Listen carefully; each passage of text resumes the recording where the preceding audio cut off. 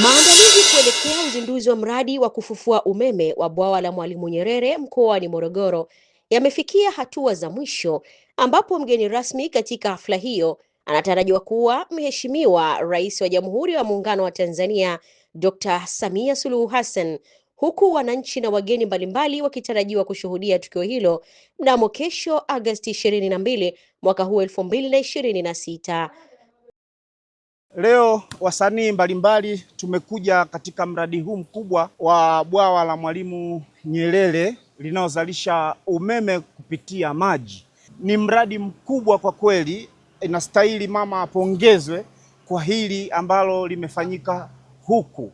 Tarehe 22 kutakuwa na uzinduzi hapa na Mama Samia atakuwepo hapa. Pongezi kwa TANESCO kwa hili ambalo wamelifanya. Mbali na uzinduzi huo unaolenga kuonyesha hatua kubwa iliyofikiwa katika sekta ya nishati nchini, hafla hiyo pia itaambatana na burudani kutoka kwa baadhi ya wachekeshaji maarufu nchini. Wananiita Mkojani bin Darwesh Tarabushi.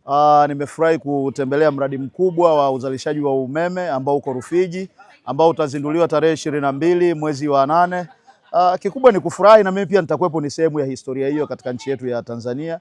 Tumpongeze Mheshimiwa Rais Dr. Samia Suluhu Hassan kwa kuweza kutekeleza jambo hili kubwa. Mambo ya umeme tena hapa tena tumeweza, hakuna jingine, nimejionea mwenyewe kwa macho yangu. Tunajivunia nchi yetu, tunajivunia mradi wetu. Sisi kama Watanzania tuna uhakika sasa wa umeme wa uhakika Tanzania nzima, na mradi huu ni mradi mkubwa sana uliotumia gharama nyingi sana.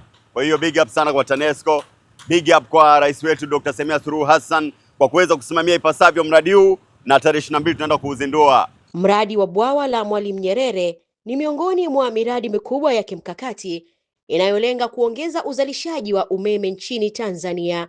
Huku maandalizi ya uzinduzi rasmi yakiendelea, eneo la tukio limeanza kupata muonekano wa hafla kubwa, huku maandalizi mbalimbali yakifanyika kuhakikisha shughuli hiyo inakwenda kwa ufanisi.